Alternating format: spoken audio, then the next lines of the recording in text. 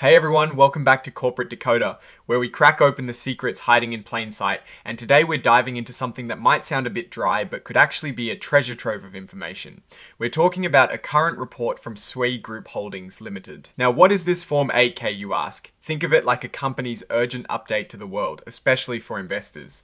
It is filed when something really important happens that the public needs to know about right away, not weeks or months later, and today's report is all about their latest financial results. This report officially landed on the 26th of February 2026, and it is all about the company's performance leading up to the end of last year, the 31st of December 2025. Imagine getting a report card for the last quarter of 2025. That is kind of what this is. The company filing this is SUI Group Holdings Limited, and they are based out of Minnesota, incorporated there. You might know them from the stock market ticker SWIG, which trades on the Nasdaq stock market. The main event here is under item 2.02, which is all about their results of operations and financial condition. Basically, how did the company do financially? They issued a press release to announce their results for the quarter ending the 31st of December 2025. Think of this press release as the headline news that this 8K report is explaining more formally. The information provided in this part of the filing isn't considered officially filed in the same way as some other documents, which means it has a bit less legal weight in that specific context.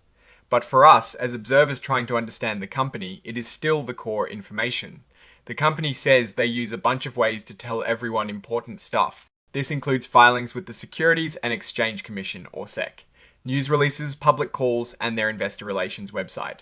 They do this to make sure everyone who needs to knows at the same time, avoiding any unfair advantage for some investors over others. Then we get to item 9.01, which lists out the exhibits. These are like the backup documents that support the main filing. The most important exhibit here is exhibit 99.1, which is the actual press release dated the 26th of February 2026. This is where the juicy details of their financial performance are laid out. Everything we are talking about is based on what was in that press release. There is also Exhibit 104, which is the cover page interactive data file. This is for digital systems, making it easier for computers to read and process the information. Finally, the report needs to be signed off. This shows that the company is officially submitting this information. Here, Douglas M. Polensky, the Chief Executive Officer, has signed this report on behalf of SUI Group Holdings Limited. This tells us the top leader is aware of and stands by this filing. Now, let's dig into what is really important, the financial results announced in that press release. While this report itself is brief and points us to the press release, the critical numbers usually come from that accompanying document. We are looking for the actual performance figures. When we look at the full press release, we can see how the company is doing. For instance, we want to see how their revenue, their profit, and their expenses have changed compared to the previous year or quarter. Are they making more money? Are they spending more money? Are they profitable? These are the questions that matter most to investors. Usually in these kinds of reports, companies highlight their top line revenue and their bottom line net income. If revenue is up significantly, it means more customers are buying their products or services.